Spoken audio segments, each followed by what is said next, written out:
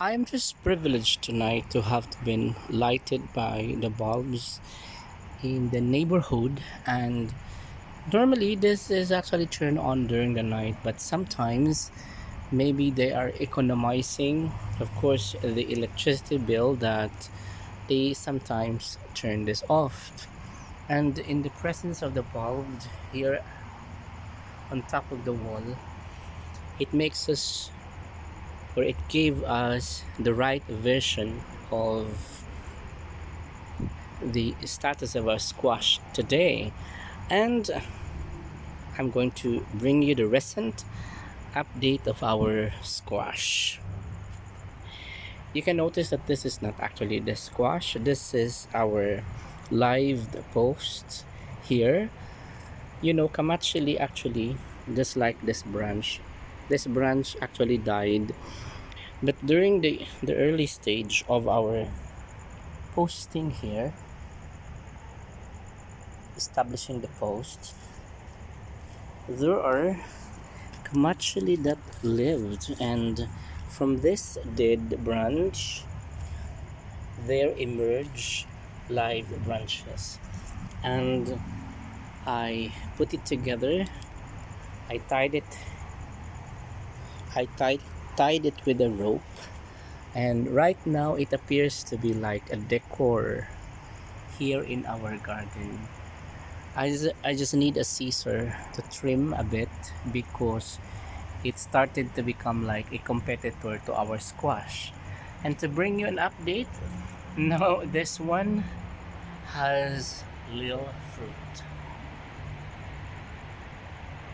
Still, this one didn't provide us a blossom, but there are signs or indicators that, see, these are the blossoms, not yet opening. It's still closing its door. It's not yet time, but during the courses of time, we are just actually are surprised. There are already like small fruit which were formed, but it require pollination. It require fertilization, and we require the bees to come here. Once these flowers are going to be opening its pollen, to have the interchange of pollen towards the other.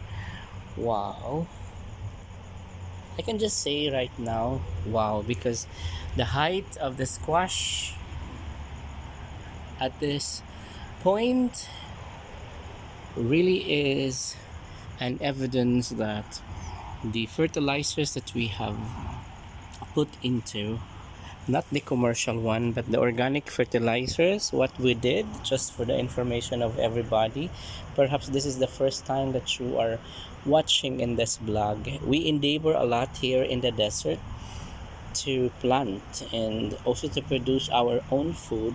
If you are seeing this land, this is not actually plain, but I excavated that portion towards the end and put all the garbage, including the dried leaves of the squash before, which we planted here in this section, and all other garbage, including the moringa and leaves of sweet potato, the branches of kamachili, and it made my hand also having the mark of the traces of wounds, patches, because there are wounds really when you are farming and blood really emits.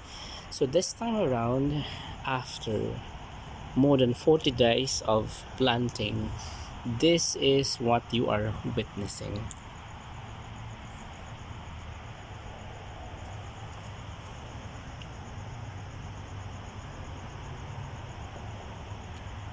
So in this section, I think in the past few days, this has not been like saturated with the leaves of the squash, but you can notice right now that the span of the leaves continue to expand. Can you observe that? I'm observing too.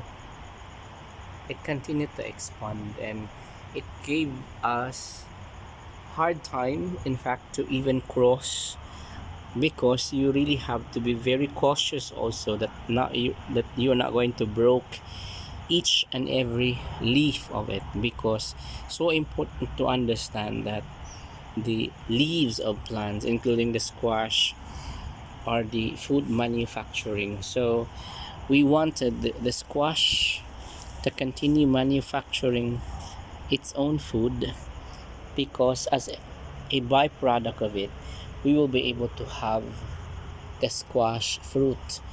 So I am just simply imagining that if the main vine is actually there at the summit, so the fruits must have been in that section too, or if it is going to be here in the middle, then we have to establish some kind of support system to ensure that the hook are supported, and the hook will not be finding it's so difficult for them to carry the fruits.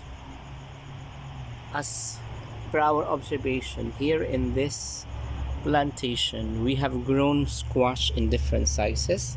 This is the third time that we have been growing squash here, and the soil here has been consistent in producing squash. And this time around, this is somewhat like so different, because we seldom water. Unlike before, twice a day we are watering the squash. So not a single day that they miss watering. But this time, the interval actually are 3 days.